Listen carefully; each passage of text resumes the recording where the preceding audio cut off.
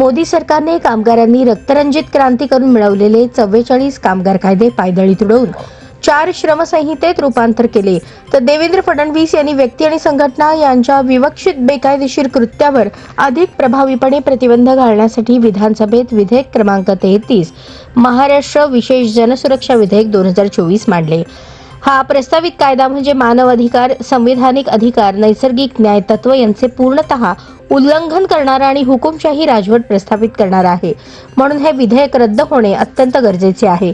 लाठ्या काठ्या तुरुंगवास होऊ द्या, रक्त सांडू द्या, पण कामगार आणि जनतेविरुद्ध कायदे हाणून पाडण्याचा निर्धार केल्याचा जळजळीत इशारा ज्येष्ठ नेते माजी आमदार कॉम्रेड नरसय्या आडम मास्टर यांनी दिला। या सरकारविरुद्ध जंग पछाडण्यासाठी 20 मे रोजी देशव्यापी सार्वत्रिक संपात सामील व्हा असे आवाहन केले।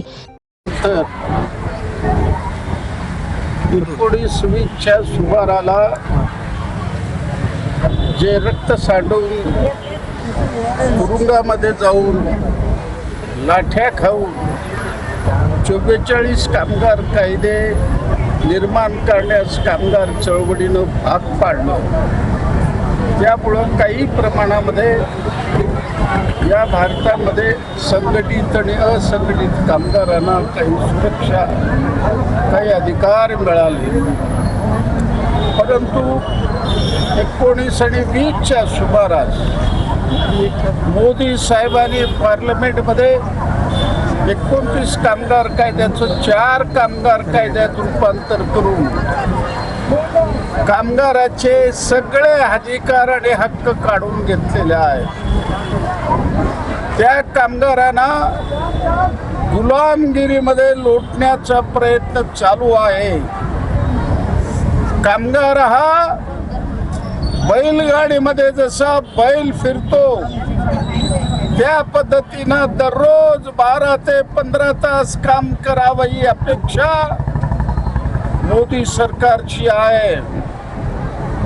या विरोधात गेले 4-5 वर्ष झालं कामगार संघटना संयुक्त कृती समिती रस्त्यावर आलेली आहे। परंतु आता सरकारने भयानक पाऊल उचललं।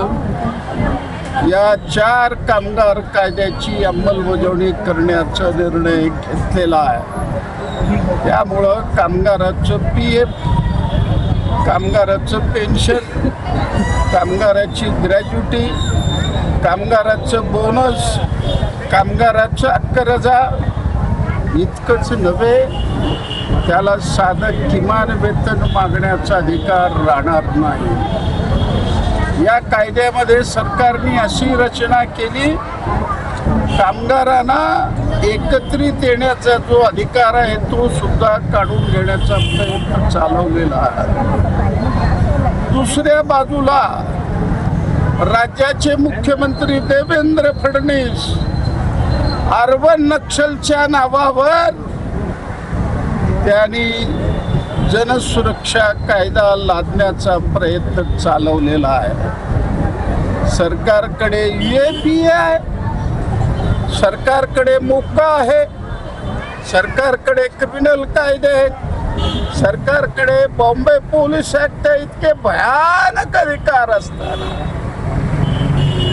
सरकारने नवीन कायदा पुन्हा जनतेवर लादण्याचा प्रयत्न चालवलेला आहे। त्या कायद्यामध्ये 2 वर्षापासून 7 वर्षापर्यंत शिक्षा, आजीवन तुरुंगात घालण्याची तरतूद, जामिनीची व्यवस्था काढून घेतली। इतकंच नाही, 2 लाख ते 5 लाखापर्यंत दंड करण्याची प्रवृत्ती, बायका मुलासह बाहेर काढून घरदार जप्त करण्याचा अधिकार। तो कायदा बारकाईने मी वाचला। 2 दिवसापूर्वी सरकारकडे तो कायदा रद्द करावा म्हणून 10 पानी निवेदन मी पाठवलेला आहे, पण सरकार ऐकणार नाही याची माहिती आहे। म्हणून आज महाराष्ट्रभर आम्ही जनसुरक्षा कायदा आणि कामगाराचे अधिकार काढून घेण्याविरुद्ध आम्ही आंदोलन करत आहे। आणि या सभेत मी घोषणा करत आहे, संपूर्ण देशभर 20 मेला भारत बंद करण्याचा निर्णय घेतलेला आहे. ते सोलापुरामध्ये 100% आम्ही यशस्वी करू, असं कामगाराच्या वतीनं आम जनतेला मी निवेदन करत आहे.